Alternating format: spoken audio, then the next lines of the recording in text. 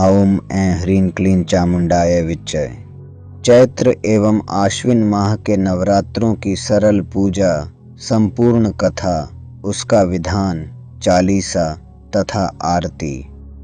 दुर्गा पूजा पाठ विधि तथा सामग्री। श्री दुर्गा पूजा विशेष रूप से प्रतिवर्ष 2 बार चैत्र व आश्विन माह के शुक्ल पक्ष की प्रतिपदा पड़वा से प्रारंभ होकर नवमी तक चलती है। देवी दुर्गा के 9 स्वरूपों की पूजा होने के कारण नव दुर्गा तथा 9 तिथियों दिन में पूजन होने से इन्हें नवरात्र कहा जाता है। चैत्र मास के नवरात्र वार्षिक नवरात्र और आश्विन मास के नवरात्र शारदीय नवरात्र कहलाते हैं। भगवती दुर्गा के साधक भक्त स्नान आदि से शुद्ध होकर शुद्ध वस्त्र धारण कर पूजा स्थल को सजाएं। मंडप में श्री दुर्गा की मूर्ति स्थापित करनी चाहिए।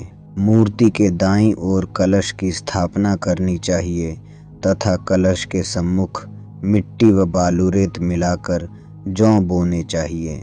मंडप के पूर्व कोण में दीपक की स्थापना करनी चाहिए। पूजन में सबसे पहले गणेश जी की पूजा करके सभी देवी देवताओं की पूजा करें। तत्पश्चात जगदम्बा का पूजन करें। सप्तशती का पाठ न तो जल्दी जल्दी करना चाहिए और न बहुत धीरे धीरे। पाठ करते समय एक ही आसन से निश्चित हो अचल बैठना चाहिए। सामग्री क्या लेनी चाहिए? जल, गंगा जल, पंचामृत, दूध, दही, घी, शहद, शक्कर, रेशमी वस्त्र, उपवस्त्र, नारियल, चंदन, रोली, कलावा, अक्षत, पुष्प, पुष्पमाला, जयमाला, धूप, दीप, नैवेद्य, रतुफल, पान, सुपारी, लौंग, इलायची, आसन, चौकी, पूजन पात्र, आरती, कलश। नवदुर्गा की प्रार्थना करने से पहले मस्तक पर भस्म, चंदन, रोली का टीका लगाना चाहिए। नवदुर्गा की प्रार्थना के पश्चात कवच का पाठ करना चाहिए। इसके बाद अर्गला और कीलक का पाठ करें। इसके पश्चात रात्रि सूक्त का पाठ करें। इतना कर लेने के बाद सप्तशती का पाठ प्रारंभ करना चाहिए। श्री दुर्गा सप्तशती का पाठ 13 अध्यायों में वर्णित है।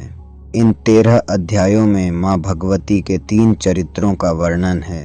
प्रथम चरित्र पहले अध्याय में मधु व कैटभ नामक 2 राक्षसों के वध का वर्णन है। द्वितीय चरित्र इसमें दूसरे अध्याय से चतुर्थ अध्याय तक महिषासुर नामक राक्षस के वध का वर्णन किया गया है।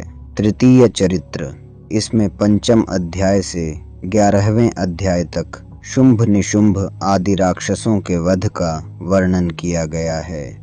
12वें अध्याय में आदिशक्ति माँ के तीनों चरित्रों का पाठ करने का महत्व बताया गया है।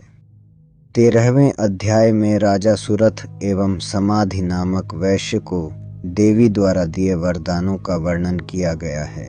9 दिनों में इन 13 अध्यायों का पाठ करके अंतिम दिन 9वें दिन माँ का भोग, दुर्गा चालीसा, विंध्येश्वरी चालीसा, स्तोत्र एवं आरती करके समापन करते हैं। माता की प्रार्थना। हे करुणामयी, जगजननी, स्नेहमयी एवं आनंद देने वाली माँ, आपकी सदा जय हो। हे जगदम्बे, पंखहीन पक्षी और भूख से बिलबिलाते बच्चे जिस प्रकार अपनी माँ की प्रतीक्षा करते हैं, उसी प्रकार मैं भी आपकी दया की प्रतीक्षा कर रहा हूँ। हे अमृतमयी माँ, आप शीघ्र मुझे दर्शन देने की कृपा करें। मुझे ऐसी बुद्धि प्रदान करिए जिससे मैं आपका रहस्य जान सकूं।